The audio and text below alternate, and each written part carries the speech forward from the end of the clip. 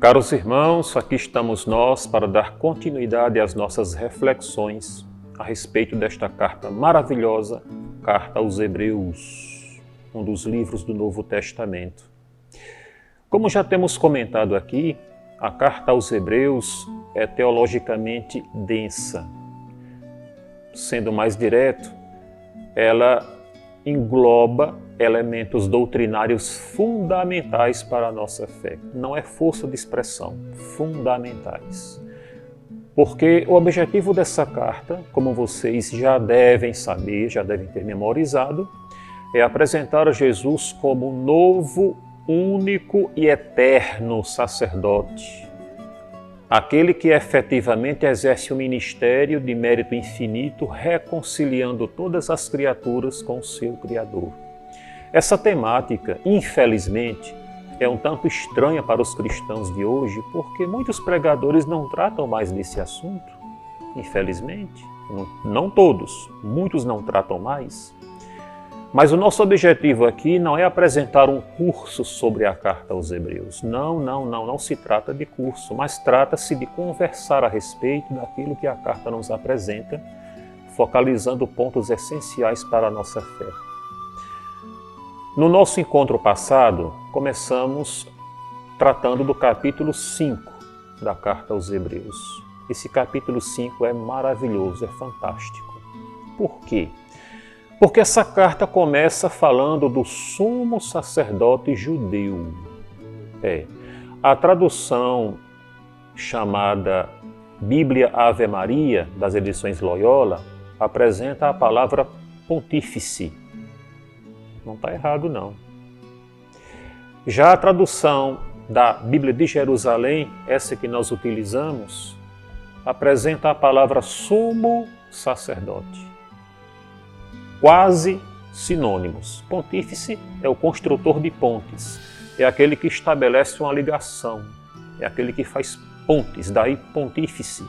Sumo sacerdote é o maior dos sacerdotes, aquele que exerce uma função superior. Então, esse capítulo 5 começa recordando aos cristãos que antes tinham sido judeus, que, como eles já sabiam, todo sumo sacerdote é responsável pelas relações entre os homens e Deus. E a carta continua falando que o sumo sacerdote apresenta a Deus oferendas várias pelos próprios pecados, os pecados do sumo sacerdote, e pelos pecados do povo que ele está representando diante da divindade, diante do Deus de Israel, naquele momento da oferta. Com esse prenúncio, com esse preâmbulo, é que pouco depois, nos versículos seguintes do capítulo 5, a carta aos Hebreus apresenta a figura de Jesus Cristo, inclusive dizendo que o sumo sacerdote era escolhido por Deus. Não era alguém que se arvorava sumo sacerdote, alguém que escolhia ser sumo sacerdote, era alguém chamado por Deus. Dito isso, ele então apresenta a figura de Jesus. Por quê? Porque Jesus efetivamente é o sumo sacerdote e eterno. Eterno porque a oferenda que ele faz nunca fica superada. E que oferenda é essa? Ele mesmo. Imaginem vocês, no Antigo Testamento, o sumo sacerdote oferecia a Deus o sangue de animais. Por que o sangue de animais? Bem, nós temos que entender um pouco das concepções da época. Pensava-se que a alma, que a vida estava no sangue, porque observavam que retirando todo o sangue de um ser vivo, ele se tornava um ser morto. Então, oferecendo sangue a Deus, oferecia-se a própria vida a Deus, reconhecendo o seu senhorio, reconhecendo o seu poder. E uma vez que o ser humano arrependido não podia derramar seu próprio sangue, porque seria suicídio, desenvolveu-se a prática do sacrifício vicário, ou sacrifício substituto. O sangue de animais representava o sangue do pecador arrependido. Então, o sumo sacerdote apresentava a Deus o sangue de animais sacrificados durante um ritual religioso muito bem feito, muito bonito. representando o sangue, ou melhor, a vida do povo arrependido, do povo pecador. Jesus Cristo oferece o seu próprio sangue. Imagina vocês que mérito infinito. Sangue de um Deus feito carne, sangue de Deus encarnado. Imaginem vocês o mérito desse sangue, o mérito da vida de Jesus Cristo, porque Jesus é pessoa divina, não é pessoa humana. Ele tem natureza humana, mas a pessoa é divina. É uma questão teológica que podemos oportunamente esmiuçar para todos vocês. Mas, por enquanto, fiquemos com estas definições que são de fé.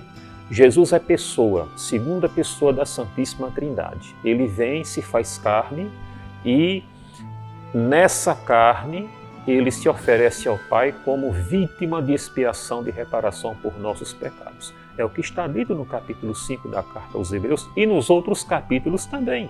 Estamos dando início a essa abordagem tão bela da Carta aos Hebreus. E mais, a Carta aos Hebreus, nesse capítulo 5, diz que Jesus Cristo, durante sua vida terrestre, isso aqui é profundo, muito profundo, na sua vida terrestre, suplicou insistentemente ao Pai por todos nós pecadores. Está escrito aqui, versículo 7. É Ele que nos dias de sua vida terrestre apresentou pedidos e súplicas com veemente clamor e lágrimas àquele que o podia salvar da morte, e foi atendido por causa da sua obediência, da sua submissão. É um mistério. Deus então se faz homem, Deus então se faz carne, sente na própria pele, né, tudo aquilo que nós sentimos de obstáculos para nos aproximar de Deus. A diferença é que sozinhos não conseguimos. Jesus, sendo Deus, derrota esses obstáculos, tira de nós a condenação herdada do primeiro homem pela sua desobediência, pela sua ruptura com Deus, e então nos resgata e então nos salva. O versículo 8, prestem bem atenção. E embora fosse filho, filho com F maiúsculo, filho por excelência, filho por natureza, e embora Jesus fosse filho, aprendeu, contudo, a obediência pelo sofrimento. Jesus, como Deus de tudo sabia, mas se despojou dessa sabedoria, se despojou da sua grandeza, se revestiu da carne com todas as suas limitações para que nele essa carne pudesse ser resgatada. Isso é profundo, isso é muito mistério. Mistério não porque Deus esconda algo de nós, mas porque a nossa mente não consegue entender tudo o que gostaria de entender. Ultrapassa a nossa compreensão, está além dos nossos limites. E a carta diz que, pela sua obediência, Jesus leva à perfeição todos aqueles que nele enxergam, que a ele se convertem e obtêm a salvação. Os padres do Concílio de Niceia, século IV, ano 325, diante daquelas disputas teológicas, com uma simples frase, deram um grande avanço nos debates, dizendo: o que não foi assumido não foi redimido. Ou seja, se Jesus Cristo não assumiu plenamente a natureza humana, essa natureza humana não foi plenamente salva, porque é uma condição imprescindível que a natureza humana, para ser totalmente salva, seja assumida pela divindade. Então Jesus Cristo é verdadeiro Deus, enquanto Deus ele é eterno, não tem começo nem fim, e enquanto o homem passa a existir a partir do momento em que se encarna no ventre da Virgem Maria. Ele, portanto, é o sumo sacerdote, porque pela sua condição divina ou humana ou divina, ele estabelece uma ponte única e exclusiva entre a criação e o Criador. Exatamente. E, sendo Deus, é sacerdote segundo a ordem de Melquisedeque, porque, como já comentamos, Melquisedeque é um personagem que a Escritura não menciona descendência nem ascendência, sendo uma simbologia de um ser eterno, não submetido ao tempo. tentei dizer muito em poucas palavras. Leiam o capítulo 5 da Carta aos Hebreus, que é a base do que nós comentamos até agora. Reflitam, tentem entender, mandem perguntas para o nosso canal e com toda certeza vamos responder a cada um com muito carinho. Louvado seja nosso Senhor Jesus Cristo.